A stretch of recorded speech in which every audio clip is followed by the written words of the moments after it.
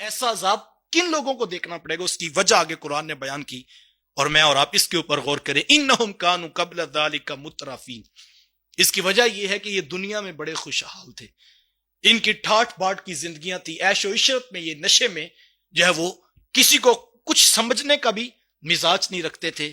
انسان تو انسان، انہوں نے رب کا بھی انکار کر دیا اور عیش و عشرت کی زندگیاں دنیا میں گزارتے تھے۔ یہ عذاب ان کو آج اس لیے دیا گیا۔ اور دوسرا بڑا جرم کیا تھا؟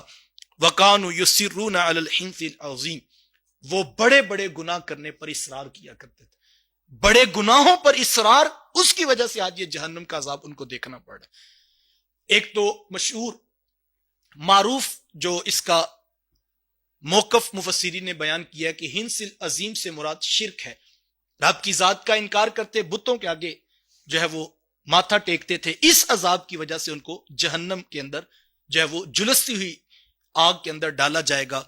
وَقَانُوا يَقُولُونَ، ایک تو عیش و عشرت کی زندگیاں گزارتے تھے، حلال و حرام کی تمیز چھوڑے بیٹھے تھے، زندگی اسی دنیا کو سب کچھ سمجھے بیٹھے، رب کی ذات کا انکار کرتے۔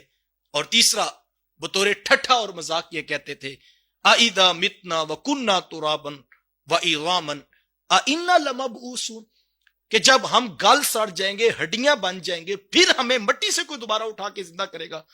وہ ٹھٹھا کرتے تھے فکر آخرت کا، جو اسلام نے، قرآن نے فکر دی کہ آخرت ایک جہاں آباد ہونے والا ہے اور تمہیں اپنے کیے ہوئے اعمال کا جواب دینا ہوگا، اس کے اوپر وہ ٹھٹھا اور مذاق کرتے تھے اور کہتے تھے کہ ہمیں دوبارہ مٹی سے زندہ کر کے اٹھایا جائے گا اور ہمیں جو ہے وہ کھڑا کر کے ہڈیوں کو جوڑ کر دوبارہ سے حساب و کتاب کے لیے کھڑا کیا جائے گا۔ اَوَ آبَاؤُنَا الْأَوَّلُونَ، کیا ہمیں بھی اور ہمارے آباء و اجداد کو بھی، جبکہ وہ سب کچھ مٹی ہو چکے ہیں۔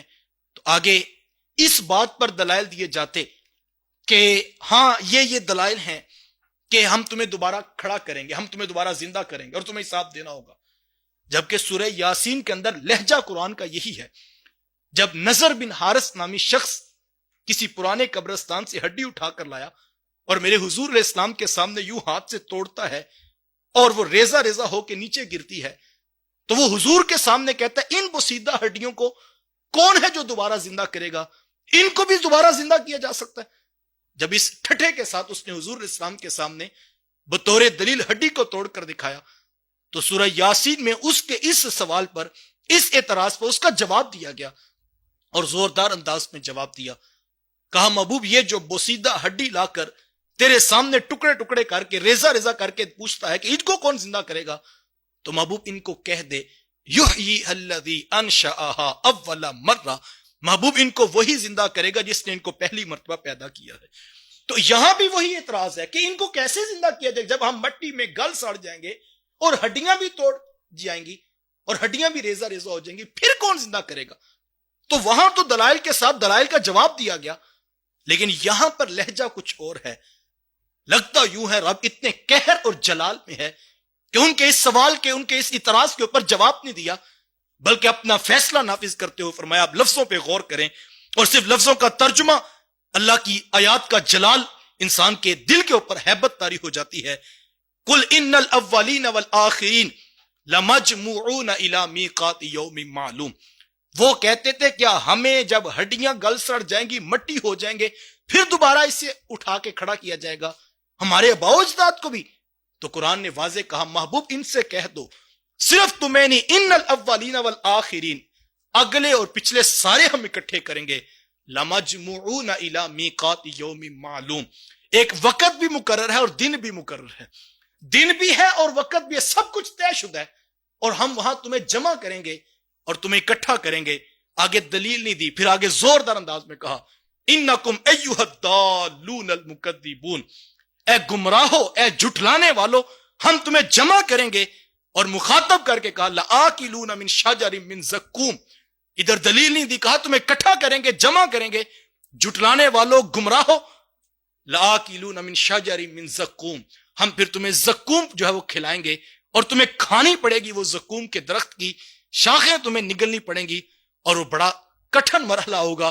ان شجرۃ الزقوم طعام الاثیم کالمہل یغلی فی البطون کغلی الحمیم، جب وہ زقوم کا جو ہے وہ درخت کھانے پر مجبور ہوں گے، پھر وہ کھولتا ہوا پانی پئیں گے، اور فرمایا کہ اس وقت کیفیت یہ ہوگی فمالئون منہ البطون، ان کے پیٹوں کو اس کے ساتھ بھرا جائے گا، فشاربون علیہ من الحمیم، پھر کھولتا ہوا پانی ان کو پلانے پر مجبور کیا جائے گا۔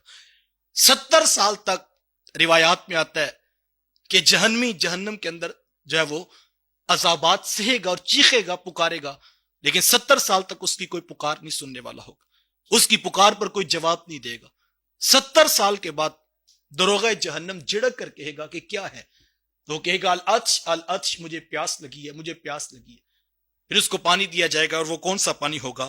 فشاربون علیہ من الحمیم، اس کو حکمن پینے پر مجبور کیا جائے گا، اور وہ پانی جو ہے وہ اس کی انتڑیوں کو کاٹ دے گا۔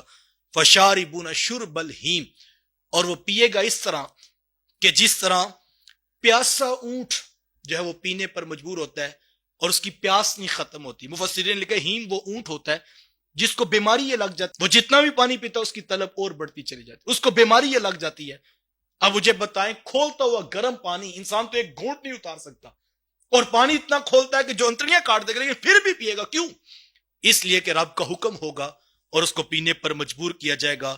یہ سارا سخت عذاب بیان کیا، اور آگے قرآن کے لفظ ھذا نزلہم یوم الدین، یہ قیامت والے دن ان کی پہلی ضیافت ہوگی۔ نزل اہل عرب اس کھانے کو کہتے ہیں کہ جب کوئی مہمان آپ کے پاس آئے تو اصل کھانا بعد میں ہوتا ہے، آپ اس کو پہلے شروع میں کوئی چیز پیش کرتے ہیں کہ جناب یہ کھانا شروع کریں۔ ہمارے اسے زبان میں سٹارٹر کہا جاتا ہے کہ وہ جو ہے وہ تھوڑا سا کھانا لے، اصل کھانا آگے ہوتا ہے، کوئی چھوٹی موٹی ہلکی پھلکی چیز دی جاتی ہے تو اس کے بعد اصل کھانا ہوتا ہے۔ قرآن نے وہ لفظ استعمال کیا، سارا عذاب بیان کیا جس کو ہم بہت بڑا عذاب سمجھتے ہیں، لیکن کہا ھذا نزلہم یوم الدین، یہ سارا عذاب نہیں ہے، یہ قیامت کے دن کی پہلی ضیافت ہے جن پر اس کو مجبور کیا جائے گا۔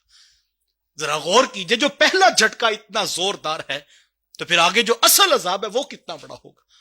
ھذا نزلہم یوم الدین، یہ عذاب ہے قیامت کے دن کا پہلا عذاب ہے جو ان کی ضیافت کے طور پر ان کو دیا جائے گا، اور بڑا کڑا اور سخت عذاب ہوگا۔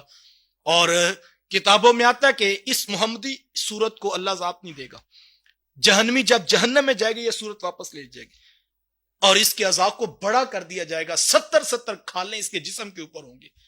کیوں؟ اس لیے کہ وہ عذاب کا مزہ زیادہ چکھے جس نے رب کا انکار کیا ہے، اس پر قہر اور جلال اتنا ہے کہ اس کی اس شکل کو بگاڑ دیا جائے گا۔ اور یہاں تک حدیث میں آتا ہے کہ اس کا ایک دانت جہنمی کی احد پہاڑ جتنی بنا دی جائے گی۔ جس چہرے کے اوپر احد پہاڑ جتنی داڑھ ہوگی اس کا اپنا وجود کتنا ہوگا۔ حدیث میں آتا ہے ایک کندھے سے لے کر دوسرے کندھے تک 3 ماہ کی مسافت تک ایک گھوڑا دوڑے گا، پھر بھی اس کا جب دوسرا کندھا نہیں آئے گا جہنمی کا۔ اتنی بڑی کھال کے ساتھ اس کو لپیٹ کر عذاب دیا جائے گا۔ کیوں؟ اس لیے کہ اس کا جرم اتنا بڑا تھا کہ اس نے رب العالمین کا انکار کیا تھا، اور یہ سخت عذاب اس کو اس لیے دیا جا رہا ہے۔